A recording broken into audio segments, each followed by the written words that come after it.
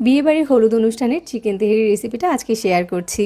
আর এই চিকেন তেহেরি রেসিপিটা আমি বিয়ে বাড়িতে একজন বাবুর্চিদের কাছ থেকে শিখে নিয়েছি আমার ভিউয়ার্সদের জন্য। এই চিকেন তেহেরিটা খেতে এতটাই মজার আর রান্না করা এতটাই সহজ যে কেউ চাইলে এটা রান্না করতে পারবেন। তো তেহেরি রান্নার জন্য প্রথমে এখানে একটা বাটিতে 1.5 কাপ চিনি গুঁড়া পোলাওয়ের চাল নিয়ে নিচ্ছি।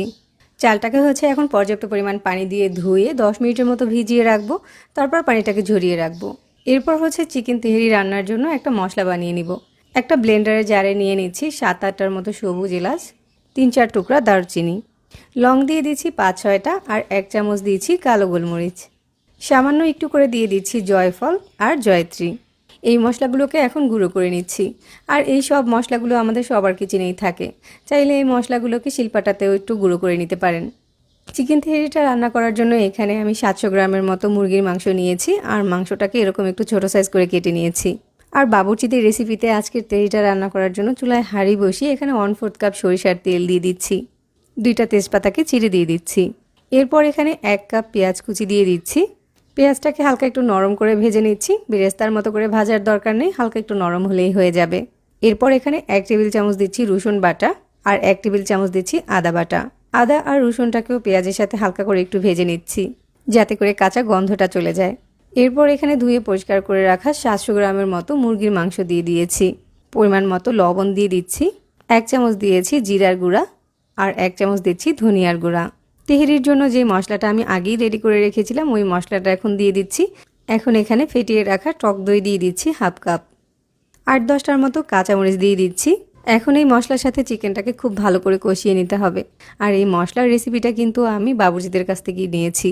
ট্রাস্ট মি, এই মশলাটা দিয়ে গরুর মাংস কিংবা মুরগির মাংস দিয়ে তেহেরিটা রান্না করে খেয়ে দেখবেন, অসম্ভব ভালো লাগবে। কষানোর মাঝেই কিন্তু চিকেন থেকে কিছুটা পানি বের হবে, ওই পানিটা দিয়ে চিকেনটাকে খুব ভালো করে কষিয়ে নিব। তো চিকেনটাকে খুব ভালো করে কষিয়ে নিয়েছি আর চিকেনটা কিন্তু প্রায় 50%-এর মতো সিদ্ধ হয়ে গিয়েছে। এখন তেহেরিতে সুইটনেস আনার জন্য এখানে 1 টেবিল চামচ চিনি দিয়ে দিচ্ছি আর একটা আলুকে এরকম ছোট করে কেটে ওইটা দিয়ে দিচ্ছি। এরপর এখানে 1 কাপ দুধ দিয়ে চিকেনটাকে পুরোপুরি রান্না করে নিচ্ছি। তেহেরিতে আলু দিলে কিন্তু খেতে ভালোই লাগে। এটা একেবারেই অপশনাল, আপনি আপনার টেস্টের উপর ডিপেন্ড করে এটা চাইলে দিতেও পারেন, আবার বাদও দিতে পারেন। ঢাকনা দিয়ে ঢেকে দিচ্ছি।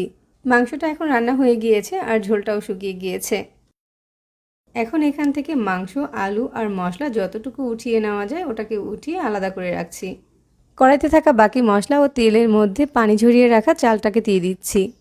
লবণ দিয়ে দিচ্ছি পরিমাণ মতো আর 5-6টা কাঁচামরিচ দিয়ে দিচ্ছি। চালটাকে তেল আর মশলার সাথে খুব ভালো করে কষিয়ে নিতে হবে। চালটাকে পুরোপুরি কষিয়ে নেওয়ার পর চালটা সিদ্ধ হওয়ার জন্য এখানে 1 কাপ লিকুইড মিল্ক দিয়ে দিচ্ছি আর 2 কাপ দিয়ে দিচ্ছি ফুটন্ত গরম পানি। নেড়েচেড়ে মিশিয়ে একটা ঢাকনা দিয়ে ঢেকে দিচ্ছি। চালের পানিটা যখন এরকম শুকিয়ে যাবে তখন এখানে টেস্টিং সল্ট দিয়ে দিচ্ছি 1 টেবিল চামচ। এখন যে মাংসটা আগেই উঠিয়ে রেখেছিলাম ওই মাংসটা দিয়ে নেড়েচেড়ে চালের সাথে ভালো করে মিশিয়ে দিচ্ছি। এখন চুলার আঁচটাকে একদম লো করে দিয়ে ঢাকনা দিয়ে ঢেকে এটাকে দমে বসিয়ে রাখছি 10 মিনিটের মতো। 10 মিনিট দমে রাখার পর চিকেন তেহেরিটা কিন্তু হয়ে গিয়েছে আর এটা কিন্তু অনেক বেশি ঝরঝরে হয়েছে আর এর কালারটাও অনেক বেশি সুন্দর হয়েছে। একদম অনুষ্ঠান বাড়ির তেহেরির ঘ্রাণটা এই তেহেরি থেকে পাওয়া যাচ্ছে। আর এই চিকেন তেহেরিটা রান্না করা এতই সহজ যে ব্যাচেলাররা চাইলে মাঝে মাঝে এরকম একটা চিকেন তেহেরি রান্না করতে পারবেন। এরকম ঝরঝরে আর কালারটা এরকম সুন্দর একটা তেহেরি কিন্তু সবাই পছন্দ করবে।